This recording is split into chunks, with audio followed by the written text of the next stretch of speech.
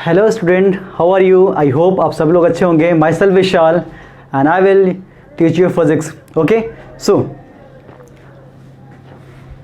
तो first of all हम बात ये करते हैं ना कि क्लास 11th में क्लास 11th की जो हम फिजिक्स स्टार्ट करने वाले हैं आज हम, तो उसमें हम ये देखेंगे कि क्लास 11th में जो फिजिक्स है, जो हमारी फिजिक्स है, वो एग्जैक्टली होती क्या चीज़ है, मतलब फिजिक्स का मीन क्या है, उसके बेसिक्स क्या है। ऐसा नहीं कि हम बिल्कुल चैप्टर से स्टार्ट करते नहीं, चैप्टर तो बिल्कुल करना है नहीं, तो हमें कुछ भी जो स्टडी करनी होती है ना, तो हमें पहले उसको पूरी तरह से जानना होता है, उसके बारे में पूरी की पूरी इन्फॉर्मेशन आपको आनी चाहिए। और अगर वो आएगी तो सिर्फ ये नहीं होगा कि आप सिर्फ सिलेबस नहीं पढ़ोगे, आप सब चीज़ें क्या पढ़ोगे, ढंग से पढ़ोगे उसको। तो ठीक है, क्लियर हुआ कुछ? तो हम बात करते हैं कि व्हाट इज़ फिजिक्स, है ना। तो आपने सुना होगा कि क्लास 9th में हम आए जब, तो सर हमने सुना कि हाँ फिजिक्स नाम की भी चीज़ होती है, फिजिक्स होता है। क्लास 10th में जाना कि सर फिजिक्स होता है, लेकिन हम क्लास 8th में या क्लास 6 में उतना काफ़ी नहीं आता कि फिजिक्स मतलब होती क्या चीज़ है। लेकिन हमने ये देखा 9th में भी कि एक पूरी साइंस की बुक में सर ये छोटा सा पार्ट था फिजिक्स का, ठीक है ना। तो मतलब ये साइंस का एक पार्ट है, तो जाहिर सी बात है साइंस की ही एक पार्ट है। अब फिजिक्स मतलब होती क्या चीज़ है, तो physics is the study of nature, physics is the study of nature. तो यहाँ पे हम बात करेंगे कि इंट्रोडक्शन टू द फिजिक्स। अब फिजिक्स होती क्या चीज़ है, तो physics is the most fundamental physical science. क्या है? Most fundamental physical science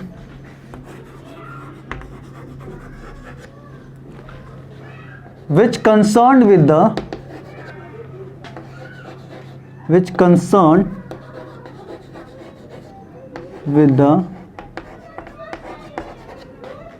basic principle of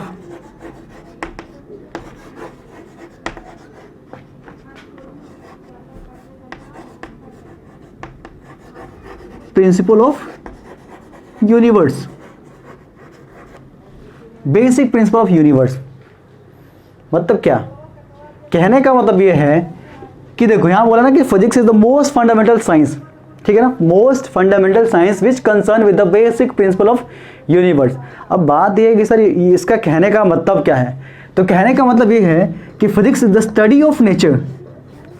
physics क्या है? Study of nature, study of nature. Nature है, नेचर की स्टडी जो होती है हम फिजिक्स, उसी को क्या बोलते हैं, हम फिजिक्स बोलते हैं। तो हम बोलेंगे सर फिजिक्स, अब हम नेचर की स्टडी में, नेचर में तो बहुत सारी चीज़ें होती हैं, जैसे हवा का चलना, हमारे पास लाइट का आना, हम जो बोल रहे हैं सर वो चीज़ें हम सुन पाना, समझ मतलब कि देख पाना उसको, कोई भी चीज़ हम देख पाना। या एग्जांपल ले हम तो जैसे फ़ैन का चलना, है ना, ये सब कितने एग्जाम्पल है, हज़ारों एग्जाम्पल है हमारे फिजिक्स के बारे में, ठीक है ना। तो हमने बोला कि स्टडी ऑफ नेचर, और यहाँ पे हमने बोला ना कि जो बेसिक प्रिंसिपल ऑफ यूनिवर्स। अब बात है कि सर यूनिवर्स क्या चीज़ होती है, यूनिवर्स को देखते हैं हम यहाँ पे। तो यूनिवर्स, ठीक है, यूनिवर्स मतलब क्या होता है, देखो बेसिकली अब कोई अगर पूछेगा सर व्हाट इज यूनिवर्स, कोई पूछे तो क्या बताओगे सर यूनिवर्स मतलब होता क्या? सर यूनिवर्स मतलब कि जो सर हम क्या नाम है कि सोलर सिस्टम है, हम है, यूनिवर्स है। हाँ वही यूनिवर्स है, लेकिन एग्जैक्टली अगर हम इसको डिफाइन करें तो यूनिवर्स सिर्फ 2 फेज में डिफाइन है। दैट मीन्स अगर हम बात करें जो चीज़ में दिखती है वो क्या है, मैटर है। नहीं दिखती है तो क्या कहते हो, कुछ नहीं सर। लाइट दिखती है क्या? लाइट तो तभी दिखती है ना जब कोई चीज़, कोई ऑब्जेक्ट से क्या हो, रिफ्लेक्ट होकर वापस हमें दिखे। दैट मीन्स कि कोई चीज़ हमें दिख रही है तो किससे दिख रही है, लाइट की थ्रू दिख रही है। अंधेरे में कोई चीज़ दिखती है, नहीं दिखती है। तो मैं बोलूँ यहाँ पे यूनिवर्स जो होता है बेसिकली 2 ही फेज होते हैं इसके। एक तो होगा आपका कि मैटर होगा, और एक क्या होगा, या तो मैटर होगा या रेडिएशन होगा।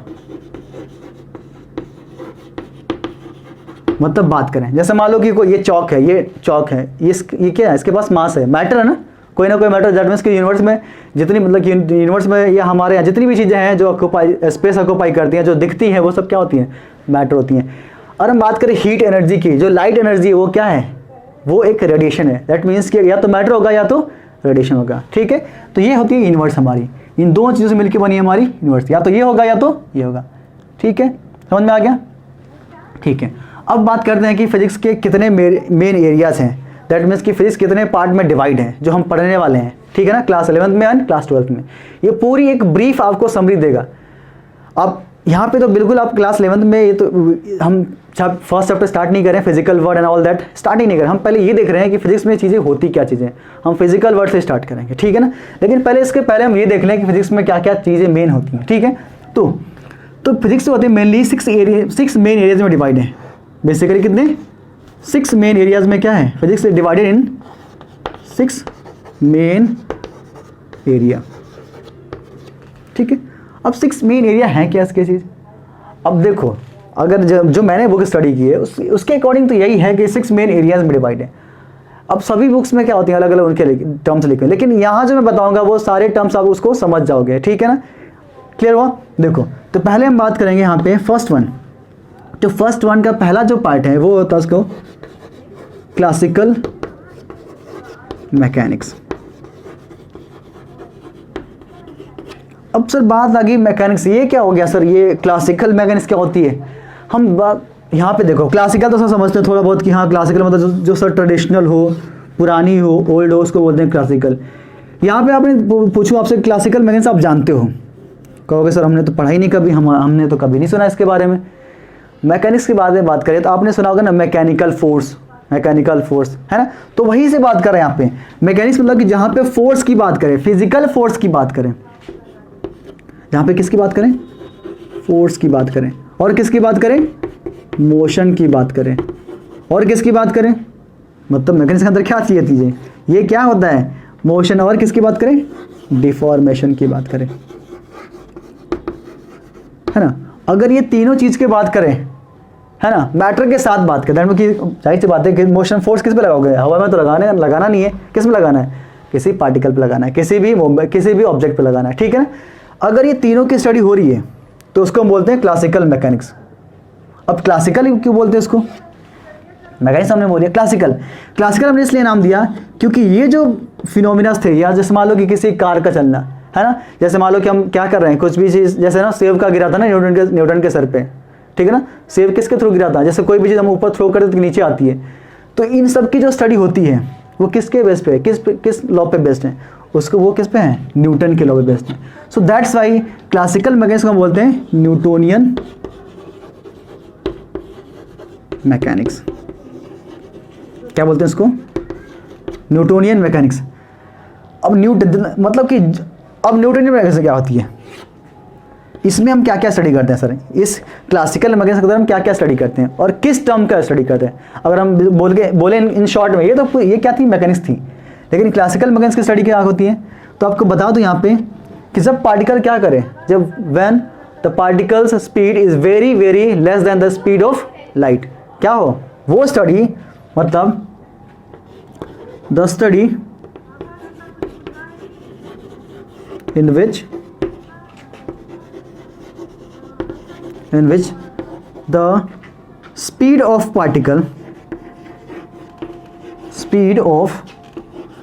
particle or body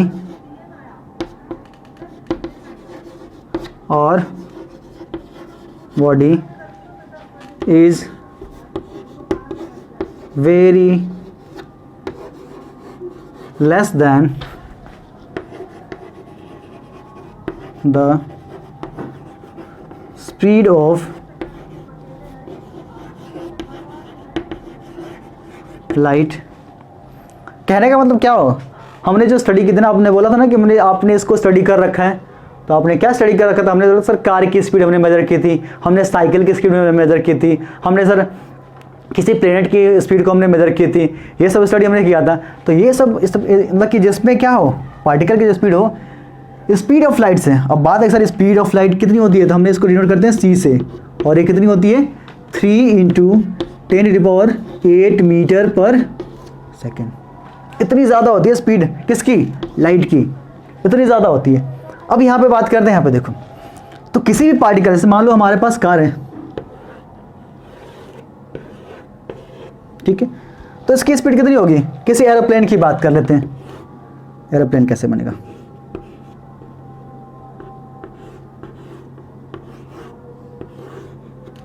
एरोप्लेन है, कितनी स्पीड होती है इसकी, कितनी होगी, 200 होगी, 300 होगी, 400 होगी, 500 होगी किलोमीटर पर आवर। इसकी भी कितनी होगी, उतना ही हो सकती है, 1000 हो सकती है, 1200 हो सकती है, 1500 हो सकती है। लेकिन इसके रिस्पेक्ट में बात करते तो ये स्पीड जो है यहाँ पे पार्ट जब बॉडी है, इसकी जो वेलोसिटी है इस बॉडी की, वो काफ़ी क्या होगी, कम होगी ना, किसके साथ, स्पीड ऑफ लाइट के साथ कम। समझा है? तो ये सब जो स्टडी हम करते हैं वो किस में करते हैं, हम क्लासिकल मैकेनिक्स के अंदर करते हैं। तो कुछ समझ में आया?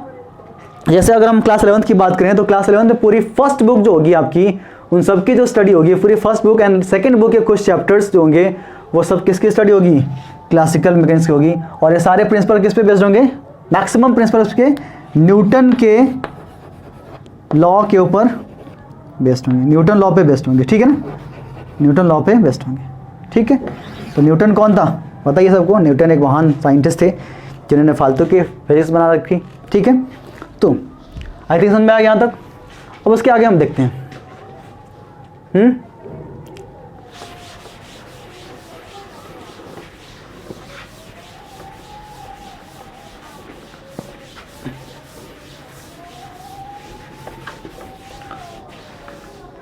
हाँ, तो पहला हमने एरिया देख लिया। दूसरा एरिया हमारा क्या होगा कि सर आप पूछ सकते हो ना कि सर अगर सपोज करिए हमने इसमें देखा कि स्पीड ऑफ जो पार्टिकल थी वो लाइट से काफ़ी कम थी, लेकिन अगर सपोज करिए कि किसी बंदे की, किसी हमारी आपकी अगर स्पीड क्या हो जाए, उस लाइट की स्पीड को अप्रोच करने लगे, तब क्या होगा सर, तब उस स्टडी को हम क्या बोलेंगे, देखते हैं अभी उस स्टडी को हम क्या बोलते हैं। तो उस स्टडी को बोलते हैं हम रिलेटिविटी। क्या बोलते हैं इसको, रिलेटिविटी। तो रिलेटिविटी मतलब ये नहीं कि रिलेटिव मोशन की बात कर रहे हैं, ठीक है ना। रिलेटिविटी क्या है, एक मॉडर्न साइंस का वो टर्म है, मॉडर्न साइंस का पार्ट है भाई, मॉडर्न साइंस, ठीक है। मॉडर्न साइंस आप पढ़ोगे आप बिल्कुल, जब यहाँ से जैसे मान लो कि ये 11th-12th में तो काफ़ी कम आएगा, कुछ मॉडर्न साइंस के टर्म्स हम 12th में पढ़ेंगे, लेकिन सारी की सारी नहीं पढ़ेंगे हम, ठीक है ना। तो देखो यहाँ पे, तो इसमें कहने का मतलब ये है कि जब पार्टिकल की स्पीड क्या हो जाए, when particle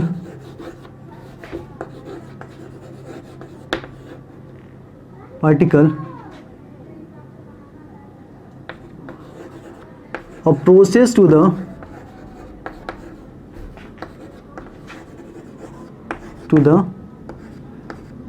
speed of light,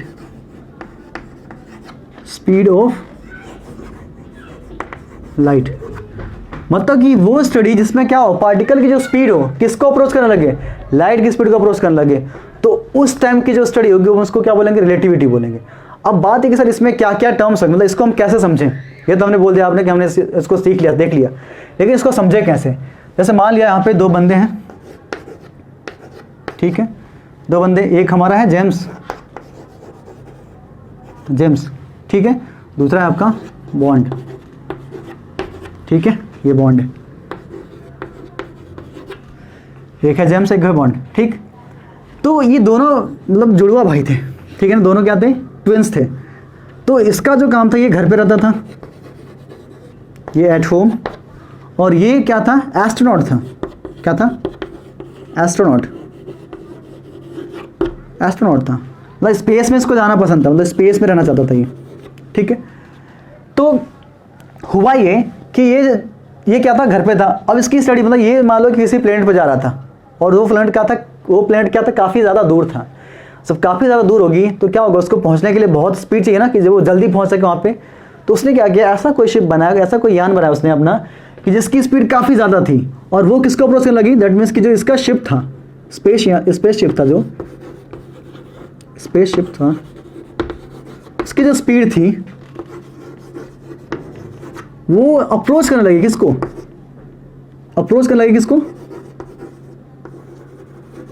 approaches to the speed of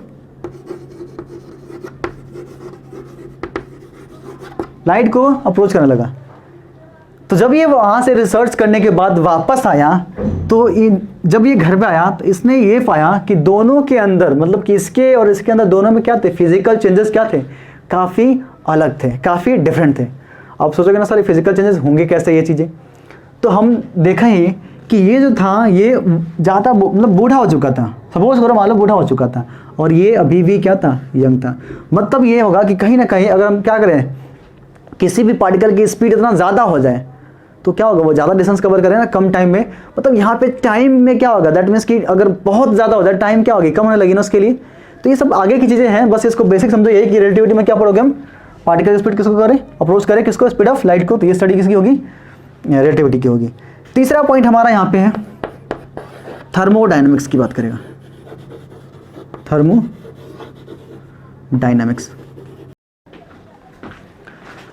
अब थर्मो मतलब क्या होता है, आपने सुना होगा थर्मोमीटर, ठीक है ना, थर्मोमीटर सुना है। थर्मोमीटर मतलब क्या होता है, हमने देखा ना, बुखार मेजर करने सर एक हम डॉक्टर के पास से क्या होता है, वो इंस्ट्रूमेंट होता है जिसको बोलते हैं थर्मोमीटर बोलते हैं, ठीक है ना।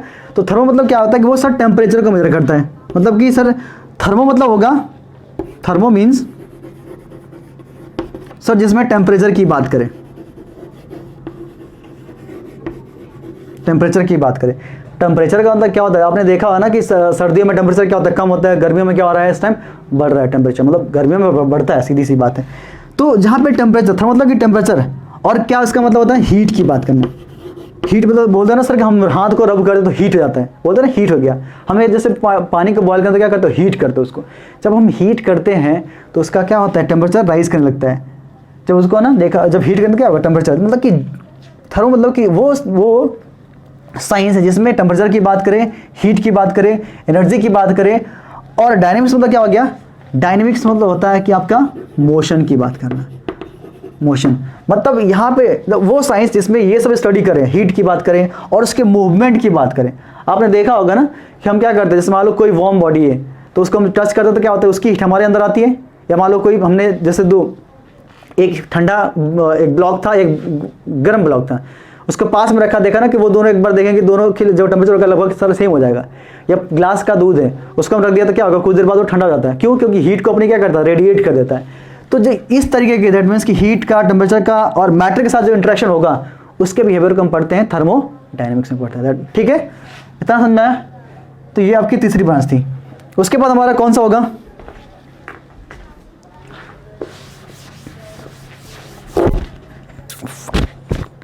So the next point is electromagnetism. Electromagnetism मतलब ये, अब बात यहाँ पे इलेक्ट्रोमैग्नेटिज्म मतलब कि ये बेसिकली दो टर्म से मिलकर बना होता है आपका। पहला होगा आपका इलेक्ट्रिसिटी, दूसरा होगा आपका मैग्नेटिज्म।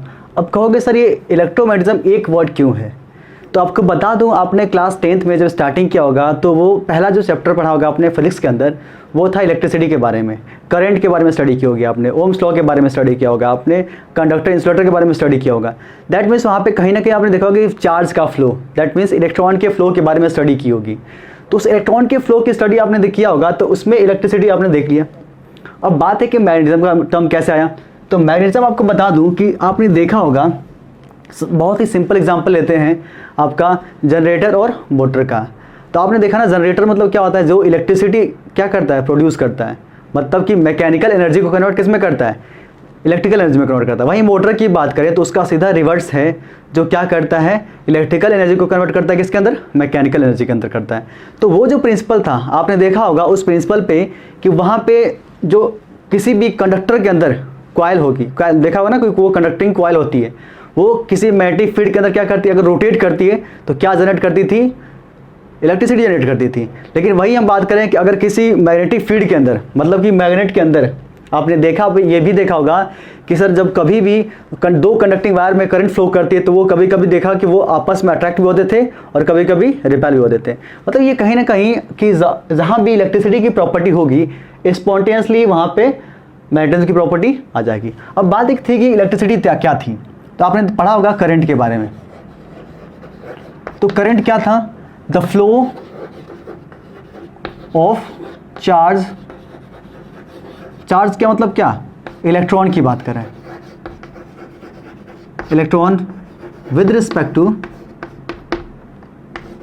टाइम,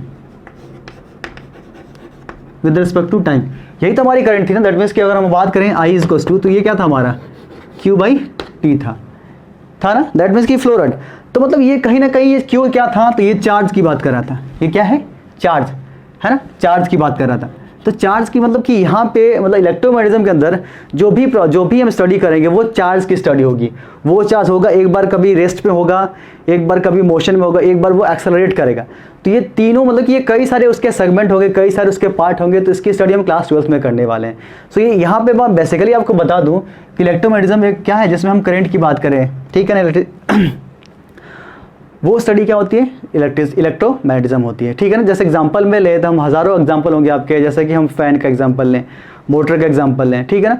अगर बोलूँ कि जो हीट जो हमारे सन से हमारे पास जो एनर्जी आती है वो किसके टर्म में आती होगी, तो वो भी इलेक्ट्रोमैग्नेटिज्म में उसमें भी इलेक्ट्रोमैग्नेटिज्म क्या है, रोल है। अब कहोगे सर कैसे, तो मैं आपको बता दूं कि जो सन से जो लाइट आती है हमारे पास वो इलेक्ट्रोमैग्नेटिक वेव के टर्म में आती है, इलेक्ट्रोमैग्नेटिक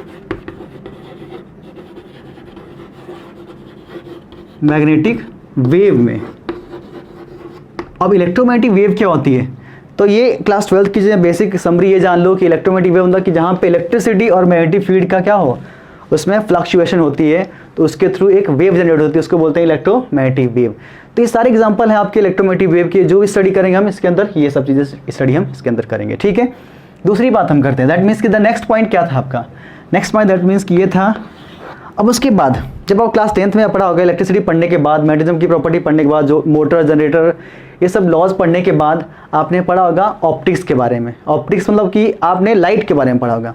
आपको बता दूं तो लाइट के बारे में आप सब जानते हो, ठीक है ना। सब जानने का मतलब कि आपने बेसिक चीज़ें आप जानते हो कि सर लाइट में क्या होती है, लाइट से सर हम जो चीज़ें हम देख सकें, ठीक है ना, वो सब क्या होती है लाइट। तो बेसिकली इसको लाइट नहीं मतलब इसको बोलते हैं, जिसकी जो स्टडी होती है उसको उस टर्म को बोलते हैं ऑप्टिक्स बोलते हैं, ठीक है। फिजिक्स के टर्म में क्या बोलते हैं उसको, ऑप्टिक्स। तो ऑप्टिक्स क्या एक ब्रांच है साइंस की, जिसमें हम बात करते हैं लाइट की। किसकी स्टडी करते हैं, लाइट की स्टडी करते हैं। और क्या करते हैं इसके, द इंटरेक्शन ऑफ लाइट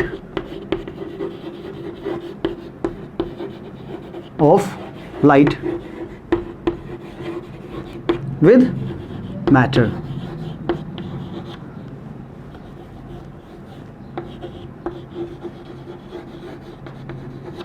ठीक है, तो ये लाइट की जो बिहेवियर होगी, जो लाइट की स्टडी होगी, ये सब बहुत हम ऑप्टिक्स में पढ़ेंगे। और ये कि आपने पढ़ा होगा लाइट का बिहेवियर, मतलब कि सिंपली आपने इतना सुना होगा कि सर रिफ्लेक्शन हम जानते हैं, रिफ्रैक्शन जानते हैं, ये सारे टर्म्स आपने पढ़ा होगा कि सर कन्वेक्स लेंस में क्या होती है, लाइट एक जगह फोकस होती है, कन्वेक्स मिरर ऑल दैट। जो भी स्टडी आपने लाइट में की तो वो बेसिक स्टडी थी। इसकी जो मेन स्टडी दैट मीन्स कि वो तो एक नॉर्मल ब्रीफ समरी थी आपकी, ठीक है। तो अभी इसके बारे में दैट मीन्स कि वो लाइट का इंटरेक्शन मैटर के साथ होने के साथ वो कैसा बिहेव करेगा, वो क्या क्या जनरेट करेगा, तो उसकी स्टडी हम किसके अंदर करेंगे, ऑप्टिक्स के अंदर करेंगे, ठीक है। उसके बाद लास्ट वन है आपका, दैट मीन्स कि आपने देखा था ना कि 6 फेज, कितने सेगमेंट थे इसके, कितने एरियाज थे, 6 एरियाज थे। सो ये आई थिंक ये 5th था और ये आपका 6th है, ठीक है। तो 6 में हम बात करेंगे क्वांटम मैकेनिक्स की, क्वांटम मैकेनिक्स की बात करेंगे। अब बात यह है कि मैकेनिक्स यहाँ पे सर ये तो क्वांटम मैकेनिक्स आ गई, अभी हमने जस्ट पढ़ा था क्लासिकल मैकेनिक्स की स्टडी की थी। तो क्लासिकल में ये होता है कि जो भी चीज़ें हम अपनी रियल लाइफ में देख रहे होते हैं, जो अपने आसपास देख रहे होते हैं, अपने ऊपर नीचे अगल बगल जो भी जहाँ भी देख रहे होते हैं, वो हमारी क्या होती है, सारी जो प्रिंसिपल हैं, जो उसके सारे जो लॉ हैं, वो सब किस में स्टडी करते थे, क्लासिकल मैकेनिक्स में करते थे। लेकिन यहाँ पे बात कर रहे हैं क्वांटम मैकेनिक्स क्या है। तो आपने सुना था ना कि मैकेनिक्स सर क्या होती है, जिसमें हम फोर्स की बात करें, डिफॉर्मेशन की बात करें, मोशन की बात करें। बट यहाँ पे क्वांटम टर्म जुड़ने का मतलब ये एक मॉडर्न साइंस का टर्म है, ठीक है। मॉडर्न साइंस जैसे मैंने बोला था ना रिलेटिविटी के टर्म में, तो ये भी उसी का एक पार्ट, मतलब उसी के वो उसका पार्ट नहीं है, दैट मीन्स कि ये अलग है, वो डिफरेंट है, ठीक है। तो यहाँ पे क्वांटम लेवल की बात करें, क्वांटम लेवल का मतलब जहाँ पे बिल्कुल छोटे छोटे पार्टिकल की बिहेवियर करें। अगर मैं कहूँ सिंपली कि जिस चीज़ पे आप बिल्कुल श्योर हो, मतलब कि जो नॉर्मल लाइफ में जो चीज़ें हो रही हैं, जैसे मान लो कि किसी बंदे का ऊपर जाके नीचे गिरना, किसी मतलब कोई भी चीज़, जैसे हम कोई भी चीज़ ऊपर थ्रो कर रहे हैं तो नीचे आती है, स्पॉन्टेनियसली क्या होती है, ये आती है। जैसे हम बात करें कि हीट का ट्रांसफॉर्मेशन है किधर, हायर से लोअर, पानी कहाँ से कहाँ गिरता है, ऊपर से सब नीचे गिरता है। तो ये सारी स्टडी हम बिल्कुल क्या इस पर श्योर हैं। लेकिन यहाँ पे जब स्टडी करते हैं तो वो किस पे बेस्ड थे, वो न्यूटन के लॉ पे बेस्ड थे, ठीक है। लेकिन वहाँ पे हमने देखा जब इस लेवल की स्टडी की तो वहाँ पे न्यूटन्स की जो थ्योरी थी वो क्या हो गई, फेल हो गई। अब इसमें स्टडी किसकी करते हैं, तो यहाँ पे हम बिल्कुल माइक्रो स्टडी करते हैं, दैट मीन्स कि माइक्रो लेवल स्टडी करते हैं।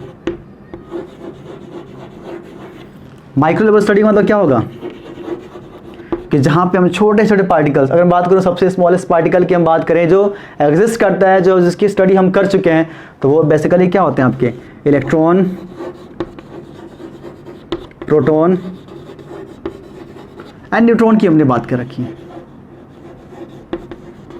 जो हम जानते हैं इन चीज़ों को, ये इन्हीं चीज़ों को जानते हैं ना, इलेक्ट्रॉन प्रोटॉन न्यूट्रॉन की। दैट मीन्स कि जिस स्टडी में हम इलेक्ट्रॉन की स्टडी करें, प्रोटॉन की स्टडी करें, जिस थ्योरी में इनके बिहेवियर की बातें करें, इनके स्ट्रक्चर की बातें करें, और ये इनके कॉजेज़ के अंदर कि किस तरीके से बिहेव करते हैं, इनकी जो स्टडी होती है उसको हम बोलते हैं क्वांटम मैकेनिक्स। अगर हम कहीं ना कहीं रिलेट करें, दैट मीन्स कि अगर हम बात करें जो हमारी नॉर्मल मैकेनिक्स थी, जो क्लासिकल मैकेनिक्स जिसको बोलते हैं न्यूटनियन मैकेनिक्स, जैसे बात करें किसी जो अर्थ के सन के अराउंड घूमना, दैट मीन्स किसी प्लेनेट का किसी भी प्लेनेट के अराउंड वो क्या करना, रिवॉल्व करना, चक्कर लगाना, ये सब क्या थे, उनके मूवमेंट थे। उनकी स्टडी हमने किसके अंदर की थी, क्लासिकल मैकेनिक्स के अंदर की थी, क्लासिकल फिजिक्स के अंदर की थी। लेकिन यहाँ पे जो हम बात करेंगे ये क्वांटम क्या है, उनसे बहुत ही ज़्यादा डिफर है, ठीक है।